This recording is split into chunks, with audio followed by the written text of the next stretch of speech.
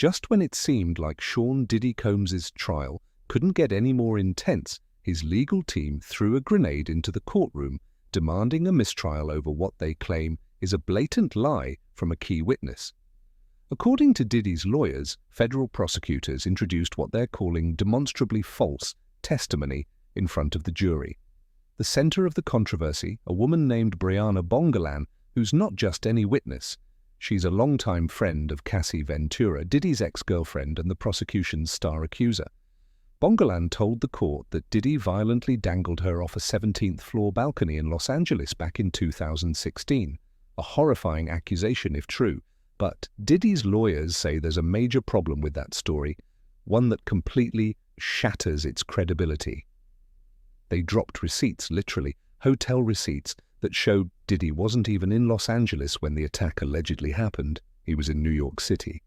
Now, his team isn't just saying the timeline doesn't add up, and they're straight up accusing Bongolan of perjury. That's a serious charge, and they're not stopping there. In their filing, they say the government either knew or should have known the witness was lying. They're calling it prosecutorial misconduct, and they want the entire trial thrown out because of it. But as explosive as that sounds, this was only the beginning. Bongolan's testimony was vivid. She claimed she was physically attacked and left with injuries after Diddy allegedly held her over the edge of a high-rise balcony in the early morning hours of September 26, 2016. But then came the twist. Defense attorneys produced hard proof. Hotel records placing Diddy in New York from September 24th to September 29th. The entire window surrounding the alleged incident. That's not a small detail. If he was across the country at the time, the entire story falls apart. Or at least, that's what the defense is arguing. But prosecutors didn't back down. They pivoted. They suggested the attack might have happened before the 24th, sidestepping the exact date in question. To them, it wasn't about the timestamp. It was about showing that Diddy had a pattern of violent behavior, that he was someone who terrified Cassie and those close to her. Still, the damage was done. Jurors were now faced with two competing realities, a graphic accusation with emotional weight and physical evidence that directly contradicted it. Which one would stick? And as the pressure in the courtroom grew, another firestorm was about to ignite, this time literally. Just as the courtroom was grappling with the balcony contradiction, prosecutors shifted gears, dropped another bombshell. This time, the story involved flames, revenge, and a famous name, Kid Cudi. Prosecutors claimed that Combs orchestrated the firebombing of Kid Cudi's sports car, a shocking act of retaliation. The reason? Allegedly, Cudi had started dating Cassie Ventura, the same woman at the center of this entire case. According to the government, Diddy's jealousy wasn't just emotional, it turned destructive, but the defense called foul immediately. They argued that dragging Cudi into the case was a calculated move, one meant to paint Diddy as volatile, dangerous, and out of control. Worse, they said this incident had nothing to do with the current charges and would unfairly sway the jury. They pushed for another mistrial, saying prosecutors were deliberately inflaming the courtroom with unrelated accusations. But Judge Arun Subramanian wasn't buying it. He shut down the request without hesitation, allowing the fiery allegation to linger in the minds of jurors. And just when it seemed the drama couldn't escalate further, it did. With a mysterious witness, a speeding ticket, and a new twist no one saw coming. Next up on the stand was someone from deep inside Diddy's inner circle, a former assistant testifying under the pseudonym Mia.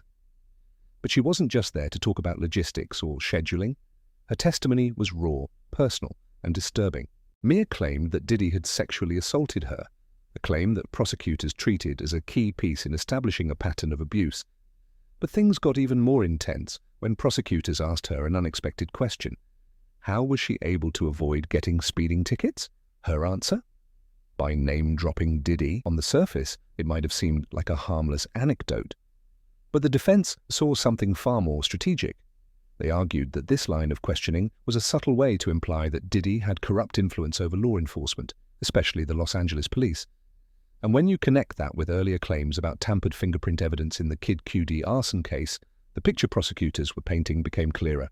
The message? That Diddy wasn't just powerful, he was untouchable. But Diddy's lawyers weren't having it. They fired back, accusing the government of crafting a narrative based on insinuations, not facts. To them, it wasn't justice, it was character assassination in disguise. And with each new witness, the trial wasn't just revealing accusations, it was unraveling reputations. By this point in the trial, it was clear prosecutors weren't just going after individual incidents, they were building a pattern of control, violence, and intimidation. To them, this wasn't about isolated mistakes or misunderstandings. It was about showing that Sean Diddy Combs lived above the rules and made sure everyone around him knew it. From the alleged balcony incident to the firebombed car, from Mia's disturbing testimony to the whispered claims of influence over police, prosecutors are stacking stories that, when put together, form one message. Diddy wasn't just dangerous, he was calculated. And in their eyes, everything tied back to Cassie Ventura, the woman at the center of the storm. But here's the problem. Many of these claims rely on speculation. There's no security footage, no photos, no undeniable evidence linking Combs directly to the firebombing or the threats. Diddy's team is accusing the government of using emotional testimony and dramatic allegations to distract from the lack of concrete proof. And yet the jury is still listening, still watching, still deciding, because no matter how strong the defense seems, the prosecution only needs to plant one seed of doubt in the jurors' minds about who Diddy really is. And as the fifth week of testimony begins, that seed is starting to grow. As the trial pushes into its fifth week, the stakes couldn't be higher. Sean Diddy Combs isn't just fighting to protect his reputation, he's fighting for his freedom. The charges against him aren't minor. We're talking about racketeering conspiracy, sex trafficking, and prostitution-related offenses. Charges that could put him behind bars for life if convicted. For a man once celebrated as a music mogul, fashion icon, and business powerhouse, the fall from grace is staggering. Diddy once commanded stages and boardrooms, now he's locked in a courtroom, watching as his empire is dissected piece by piece. His defense insists he's the victim of a targeted takedown, fueled by opportunism and sensationalism. They claim the government is stringing together unconnected events, old grudges, and emotional testimonies to paint a picture that doesn't match reality. The defense says it's all falling apart, that the government's key witness may have lied, that prosecutors crossed the line, and that the trial itself is spiraling out of control. They've asked for mistrial twice, citing everything from perjury to prosecutorial misconduct. Meanwhile, prosecutors are doubling down, stacking behavior, accusations, and testimonies to paint a portrait of power gone unchecked. They want jurors and the world to see that behind the music, behind the brands, behind the fame, was a man driven by domination and fear.